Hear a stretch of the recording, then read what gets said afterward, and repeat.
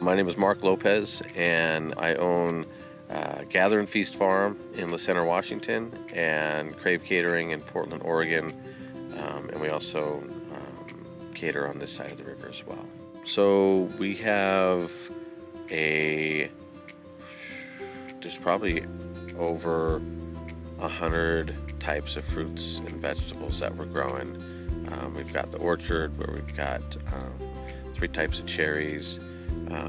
We've got at least 6 types of apples out there, and then out in the gardens 60 varieties of tomatoes, tomatillos, pineapple tomatillos, probably about 4 different types of kale, Swiss chard, tons of herbs, Italian parsley, chervil, rosemary, lemon basil, lemon thyme, 10 different types of mint.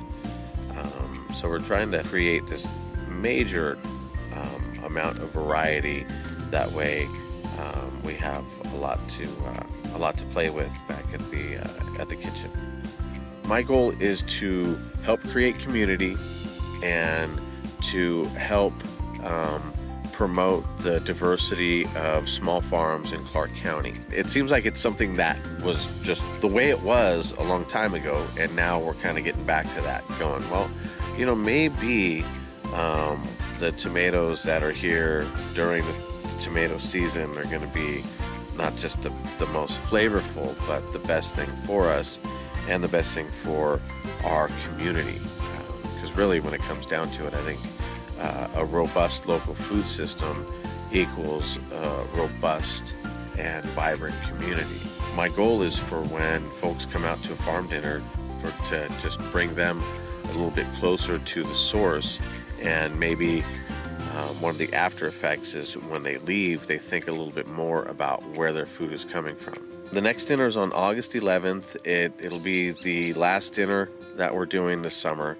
There's a really cool old growth maple tree in the front court of the property. And so we kind of have everybody congregate over there under the gathering tree, we call it.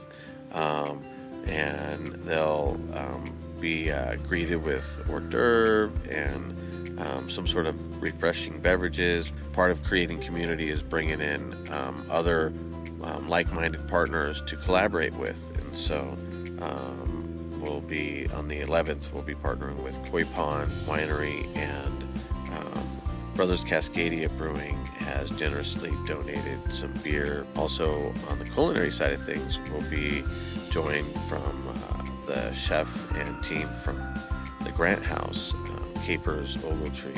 So we'll take a farm tour and get to kind of share about what we're growing and some of the things that we're doing that might be a little interesting. So each year we're just kind of adding layers to it, and there's a few different sides. There's the farm side of things that we have here, and then there's also the venue side, where we did our first wedding here in May, and it was absolutely stunning. As we evolve, we plan to make and process more things.